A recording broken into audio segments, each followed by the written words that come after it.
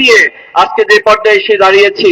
এখন এসে নতুন করে আমাদেরকে ভয় দেখানো, আমাদেরকে থামিয়ে দেওয়ার যে রাজনীতি, এই রাজনীতি বন্ধ করতে হবে। অতীতে যারা আমাদেরকে থামিয়ে দিতে চেয়েছে তারা নিজেরাই থেমে গিয়েছে। অতীতে যারা আমাদেরকে নিষিদ্ধ করতে চেয়েছিল তারাই বাংলাদেশের মানুষের গণ আদালতে নিষিদ্ধ হয়ে বাংলাদেশ ছেড়ে যেতে বাধ্য হয়েছে।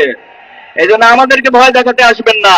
আমরা এক আল্লাহর কাছে নিজেদের কপাল এবং নিজেদেরকে সঁপে দিয়েছি। আমরা ঘোষণা দিয়েছি আসলাম তুলি রব্বিল আলামিন। আমরা শুধুমাত্র এক আল্লাহর কাছে নিজেদের মাথাকে নত করি।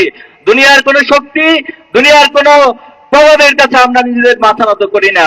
এই জন্য এই শক্তিকে যারা রুদ্ধ করতে আসবেন, বাধা সৃষ্টি করতে আসবেন, তারাই পৃথিবীতে ইতিহাসে আস্থা করে পরিণত হবেন। সংগ্রামী উপস্থিতি, অপার সম্ভাবনার এই বাংলাদেশে, এই বাংলাদেশের যে জনসংখ্যা রয়েছে, এই জনসংখ্যাকে জনসম্পদে পরিণত করতে হবে। আমাদের দেশে যে ছাত্র সমাজ রয়েছে, এই মেধাগুলো বিভিন্ন দেশে পাচার হয়ে যাচ্ছে। আগামী দিনে যারা রাষ্ট্র পরিচালনা করবেন, আমরা অনুরোধ করব এই মেধাকে লালন করতে হবে, পরিচর্যা করতে হবে। ছাত্র শিবির বিভিন্ন ফেস্টের আয়োজন করছে, সায়েন্স ফেস্ট থেকে শুরু করে বিজনেস কার্নিভাল, নানান আয়োজন আমরা করছি। এর মধ্যে দিয়ে বাংলাদেশে ক্রিম মেধাবীগুলো উঠে আসছে এবং আলহামদুলিল্লাহ আপনারা জেনে খুশি হবেন, ছাত্র শিবিরের আয়োজনগুলোতে যারা সম্পৃক্ত হচ্ছে তারা শুধুমাত্র দেশেই নয়, বরং তাদের মেধার স্বাক্ষর তারা পৃথিবীর বিভিন্ন রাষ্ট্রে গিয়ে বিভিন্ন ওয়ার্ল্ড কম্পিটিশনে অংশগ্রহণ করে তারা কৃতিত্বের অবদান রাখছে। আমাদের এই মেধাগুলোকে পরিচর্যা করতে পারলে নিঃসন্দেহে আগামী দিনে বাংলাদেশ একটি সমৃদ্ধ বাংলাদেশে পরিণত করা সম্ভব। বাংলাদেশে পৃথিবীর সর্বোচ্চ সি বিচ রয়েছে, সবচেয়ে বড় ম্যানগ্রোভ ফরেস্ট এই বাংলাদেশে রয়েছে। নদী মাতৃকতার মধ্য দিয়ে বাংলাদেশে অপার সম্ভাবনা রয়েছে। শুধুমাত্র যদি নদী মাতৃকতার মধ্য দিয়ে বাংলাদেশকে সাজানো যায়, পৃথিবীর অন্যতম পর্যটন শিল্পের দেশ হিসেবে বাংলাদেশ পরিণত করা সম্ভব।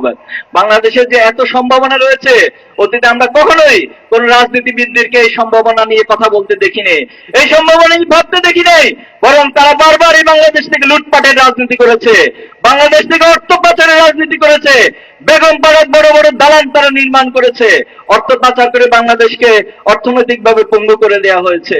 এজন্য আগামী দিনে বাংলাদেশে যে রাজনীতি হবে, সেই রাজনীতি হবে সমৃদ্ধ বাংলাদেশ গড়ে তোলার রাজনীতি।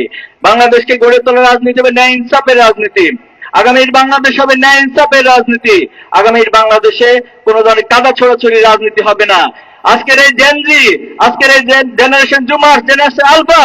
Immigration to Canada. We provide the best quality service and solution for Canada immigration. Please visit our website and contact for details.